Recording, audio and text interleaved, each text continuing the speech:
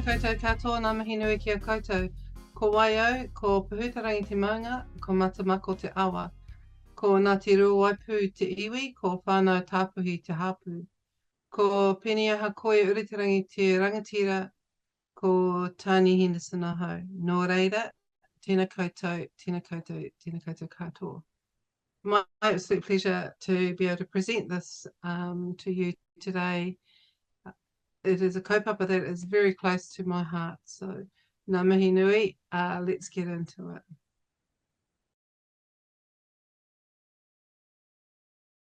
Kia ora anō. It's my pleasure to be able to kōrero on the engagement process that we use throughout the development of whakakotahitanga. It's about whānau. As a project team, we understood the importance of capturing both lived experience and professional voices throughout this engagement process. And we endeavoured to place wānanga in regions that were not only a natural central point throughout the motu, but which already had shown an interest in FASD. The community consultation process involved lived experience, clinical and non-clinical. But like many projects, there were restraints when it came to the consultation process. Some of our restrictions were time, funding, lack of understanding of FASD, and of course, COVID. As a team, we had identified early on the importance of having hapu and iwi consultation. However, the scope of this project and the restricted funding did not enable this to happen in the capacity we wanted and what we knew needed to happen. So apologies. However, through both personal and professional connections, we were able to promote wānanga/hui throughout the motu with representatives from hapu and iwi attending when and where they could. Did we reach everyone?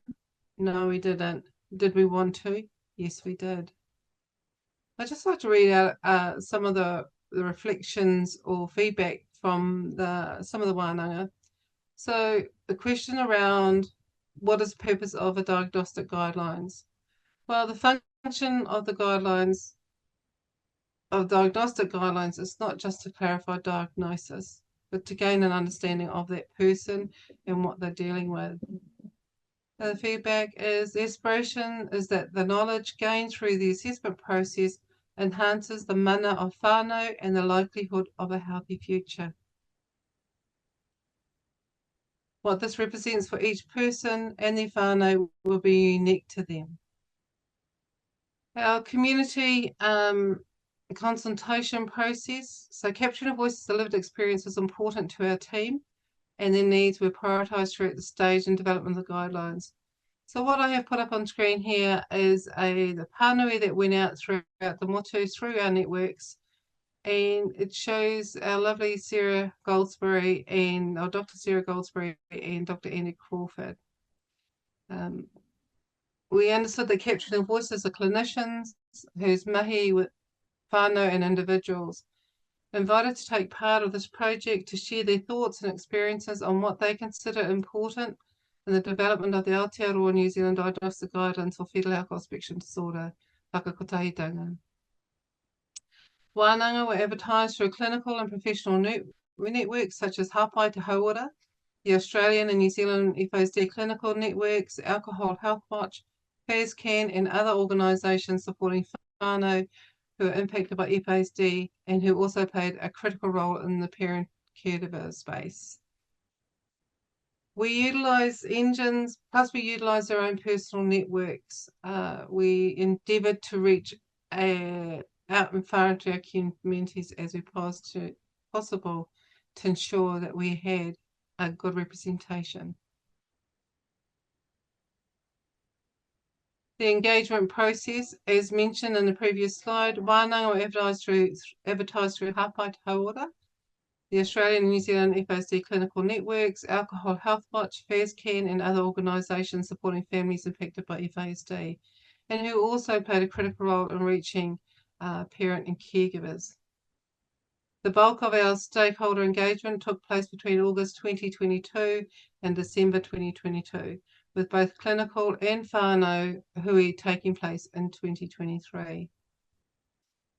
Wānanga or kanohi te kanohi, and these were held on the following marae: Tamaki Makaurau, whangarei o Tautahi, Te Papaoia, Palmerston North. In Auckland, we was held at Te Mahurihuri Marae, whangarei Te Puna o Te Matauranga. Christchurch was at Rehua Marae.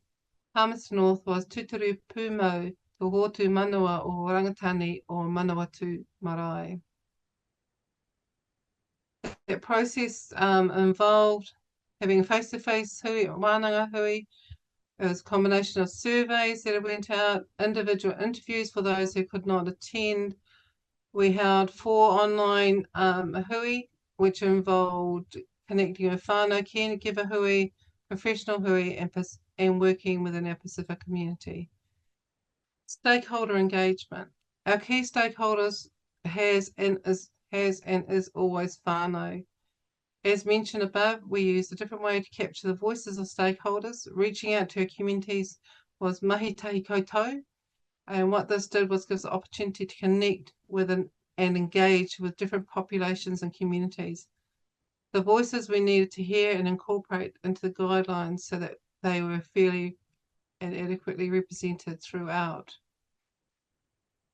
Some of the quotes from whānau who attended these wānanga was the importance of whānau engagement, the need to have clear diagnostic pathways in communication, recognition of te ao Māori or worldview throughout te tiriti o Waitangi, development of clinical knowledge and practice.